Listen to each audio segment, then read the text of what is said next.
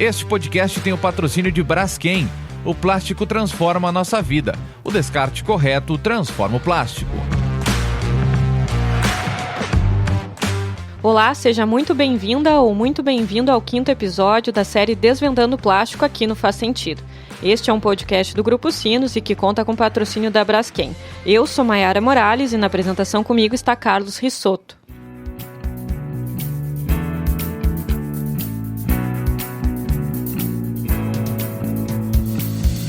No episódio passado, de olho no impacto social, falamos sobre o tamanho das cooperativas dos catadores de resíduos e do programa Ser Mais. Então, se você não ouviu, corre lá e aperte o play. Neste 5º episódio, teremos como foco uma invenção nacional que revolucionou o setor de polímeros. Falaremos do plástico verde.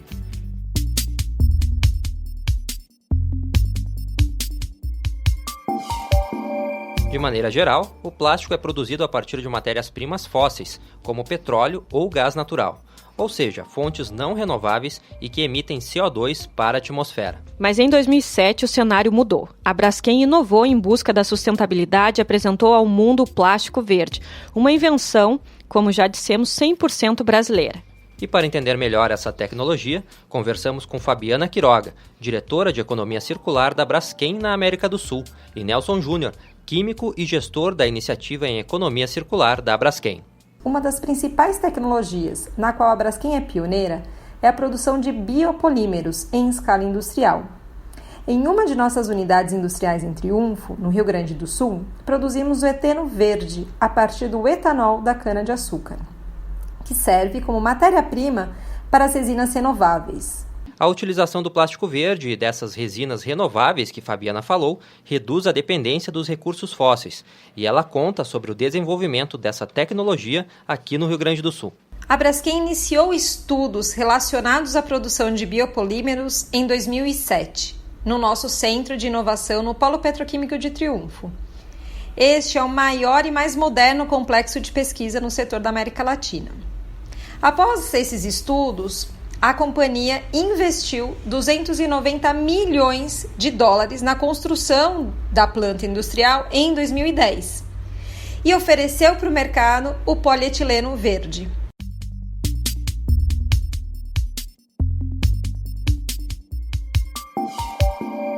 Esse biopolímero ou bioplástico já é utilizado em embalagens do dia a dia, como na agricultura, no revestimento e na indústria têxtil.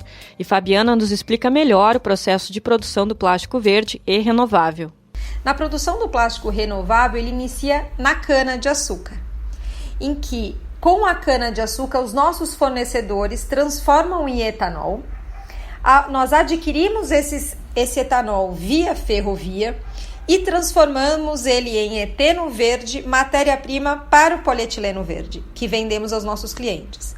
O polietileno verde, o EVA verde, que são produzidos a partir da cana-de-açúcar, ele vai para os nossos clientes para as mais diversas aplicações. Embalagens, vai para tênis e assim por diante.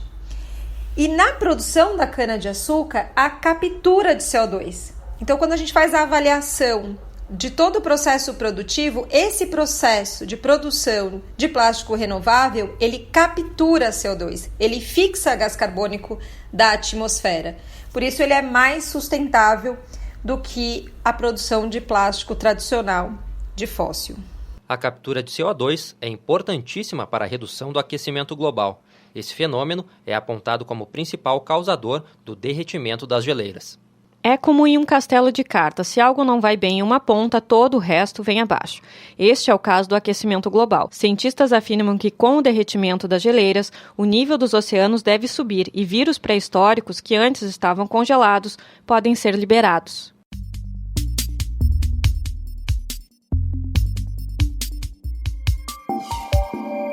A Braskem continua investindo em tecnologia inovadora para a captura de CO2. Para isso, também agrupou seus produtos sustentáveis em uma marca.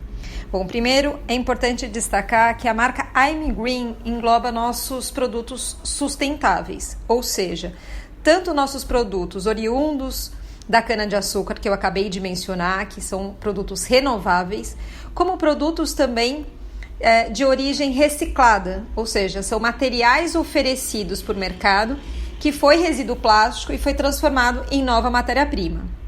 Então, a nossa marca AM Green engloba esses dois produtos. Quando a gente iniciou lá atrás, em 2010, a produção do AM Green renovável, ele já está inserido neste conceito hoje muito disseminado de economia circular. Porque na escolha da melhor matéria-prima para ter menos impacto ao meio ambiente, a fonte renovável é um caminho para você solucionar as questões de escassez de recursos, por exemplo, menos emissões de CO2. E faz parte tudo isso de uma economia circular, em que você gera menos impactos ao meio ambiente. E por falar em economia circular, Nelson Júnior, químico e gestor da iniciativa em economia circular da Braskem, que já esteve conosco em outro episódio, pontua sobre a importância de certificações voltadas para a economia circular e produtos sustentáveis. Bom, as certificações elas são extremamente importantes e trazem não apenas reconhecimento, mas sobretudo lisura na proposta de valor que as empresas empregam, né? Então, um selo como, por exemplo, de qualidade, a gente sabe que houve um processo de certificação de uma parte externa, né? Uma entidade certificadora que disse, olha, o meu produto realmente atende requisitos de qualidade, o meu processo atende requisitos de qualidade. O mesmo vale para diversos outros campos, inclusive selo de qualidade ambiental, né? Então, hoje no Brasil a gente não tem nenhum tipo de certificação ainda para produtos e processos circulares. E ele ainda complementa. O que a gente tem hoje, né, é uma comissão de estudos que está estabelecida na ABNT, um propósito de constituir, então, uma norma de economia circular no Brasil. E essa comissão, ela é um espelho de uma comissão que existe hoje na ISO, né, que é a International Organization for Standardization.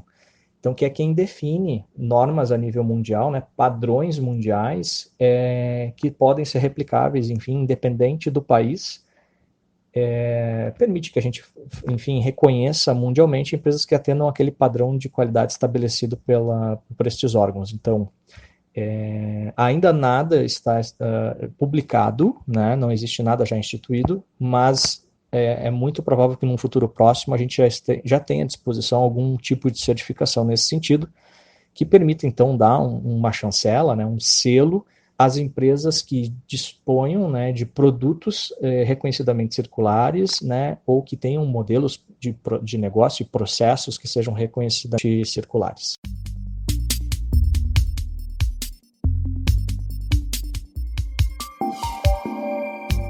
Ainda falando de tecnologias e inovações no universo do plástico para diminuir a degradação do meio ambiente, Fabiana destaca as pesquisas que estão sendo desenvolvidas em parcerias e que têm como foco, por exemplo, a captura do CO2.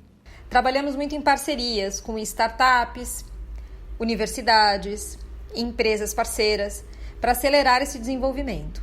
Eu gostaria de destacar 2 principais projetos. Um desenvolvido com a Universidade de Illinois, em Chicago, nos Estados Unidos, em que busca capturar CO2 e transformar em matéria-prima para a produção da resina.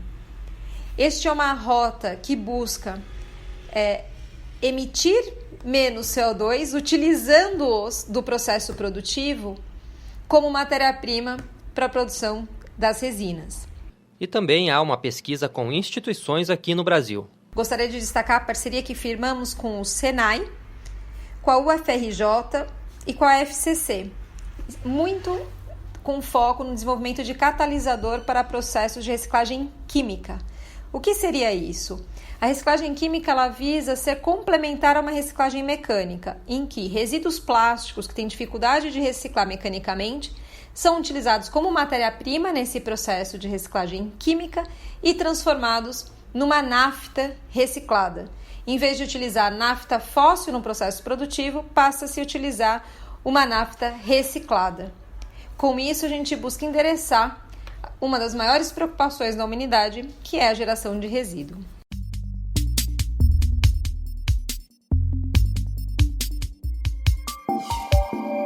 O Faz Sentido está chegando ao fim e no próximo episódio mantemos o pensamento em um futuro sustentável. Vamos debater sobre novas aplicabilidades do plástico e o desenvolvimento tecnológico do setor para causar o menor impacto e degradação do meio ambiente.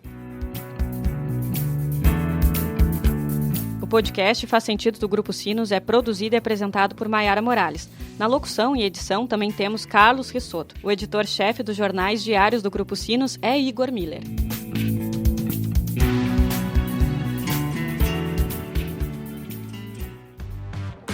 Este podcast tem o patrocínio de Braskem.